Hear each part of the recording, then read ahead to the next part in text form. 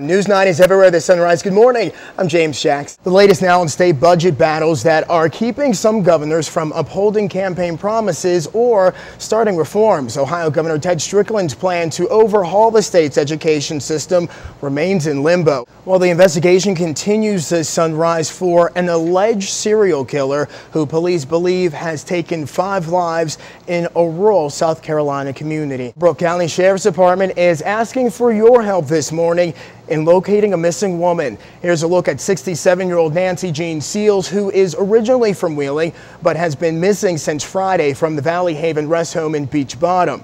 And if you don't believe how big these potholes are, just take a look at this one. It's more than half the size of our news truck. Take a look. This is the actual pipe that cat got stuck in. His fur still lines the side of it. Guard managed to continue to fight off her attacker. This is about the normal level at which this creek flows. And in fact, during the storm, the water continued to rise. The loss of the 3 fallen officers touched the hearts of men and women in blue across the country, including in the Ohio Valley. They came out today to say goodbye to one of their own. The mournful sounds of bagpipes as the flak-draped caskets of 3 Pittsburgh police officers killed in the line of duty enter the Peterson Event Center. Among the police officers in attendance, strong support from the Ohio Valley, a collective feeling of disbelief. Just a loss for words right now, really. Thousands of men and women in blue gathered to mourn the loss of 3 of their own, Stephen Maley, Paul Shulo, and Eric Kelly. Their lives dedicated to serving and protecting the public. We're talking 3 guys that put their life on the line, gave their all, were killed in the line of duty. The anguish of local law enforcement painfully clear. But the thing that I'm really thinking about is what I have at home, how we leave every day, and we could lose it all. Outside, officers from across the region and beyond saluted, paid their respects, and offered their support for the fallen officers' families. They lined the streets in formation, many clearly moved by the somber tone of the day. I think that it shows that how we as officers and as a community can band together during this difficult time.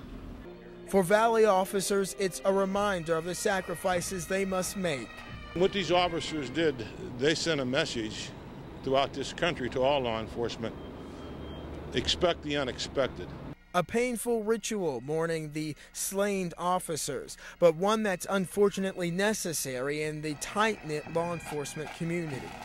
This could happen anywhere. This could happen in our town. It could happen on down the road. It's just one of those tragedies. And you can't help but feel the emotion that is in the air as the city of Pittsburgh, the community, and the country says goodbye to these 3 fallen heroes.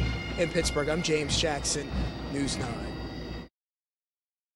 Construction still continues all the way from one end of Main Street down to the other, even though there's still quite a few people who say they object to the project. There are security cameras located both inside and outside the store, but there isn't a camera pointed in this direction. This most recent recall has people asking as they head down the grocery store items, what processes do grocery stores go through to keep recalled items out of your kitchen cabinet? From the outside, it looks like any other house in this quiet neighborhood, but it's what went down here that has police searching for more. Ben is a 4th grader who enjoys playing football and reading Matt Christopher books, but he also possesses a special talent for music, one he believes is a gift from God.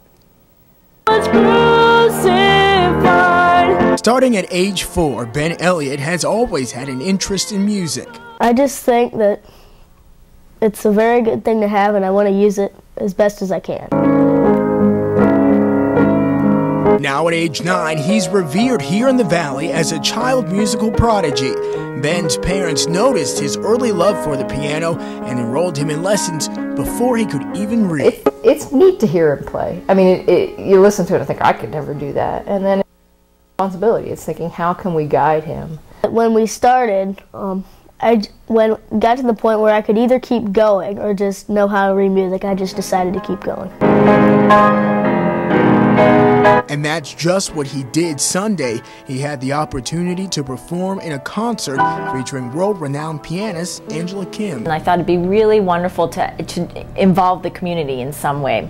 And so part of that is inviting a young child or budding pianist to come and open the show for me. Ben hopes to become a Christian music artist when he grows up, but his parents are quick to add their goal is not to push his special talents, but to nurture them. I want to encourage him to use it and use it well. But if I start having an agenda for what he needs to accomplish, then I think that's a problem. In the meantime, Ben says he's living his dream and shares this message. Just keep doing whatever you have a gift for. And you can do big things. In Stanton, James Jackson, WHSV News 3.